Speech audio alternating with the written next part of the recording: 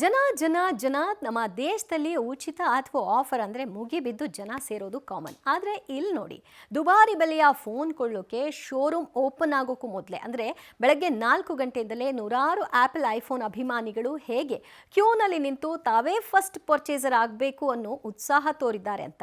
ಕೆಲವರಂತೂ ರಾತ್ರಿಯಿಂದಲೇ ಕಾದಿದ್ದಾರೆ. ಹೌದು, ಭಾರತದಲ್ಲಿ ಬಹುನಿರೀಕ್ಷಿತ ಆ್ಯಪಲ್ ಐಫೋನ್ 17 ಸೀರೀಸ್ ಬಿಡುಗಡೆಯ ಸಂದರ್ಭದಲ್ಲಿ ಕಂಡುಬಂದ ದೃಶ್ಯ ಇದು.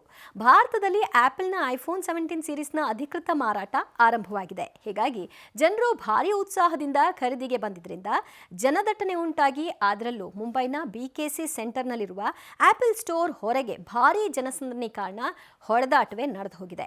ಪರಿಸ್ಥಿತಿ ಮತ್ತಷ್ಟು ಉಲ್ಬಣಗೊಳ್ಳುವ ಮೊದಲು ಸಿಬ್ಬಂದಿ ಮತ್ತು ಪೊಲೀಸರು ತಡೆದಿದ್ದಾರೆ.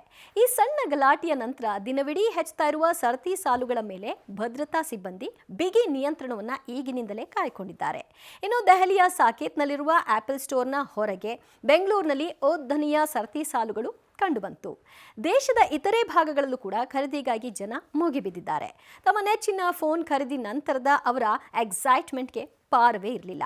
ಈ ಬಾರಿ ಆ್ಯಪಲ್ ಹೊಸ ವಿನ್ಯಾಸವನ್ನು ಹೊಂದಿದೆ. ಇನ್ನು ಆ್ಯಪಲ್ ವೆಬ್ಸೈಟ್ ಮೂಲಕ ಐಫೋನ್ 17 ಖರೀದಿಸುವ ಗ್ರಾಹಕರಿಗೆ ಕೆಲ ಆಫರ್ ಕೂಡ ನೀಡಲಾಗಿತ್ತು. Cash back offer, no cost EMI, exchange credit offer ನೀಡಲಾಗಿತ್ತು.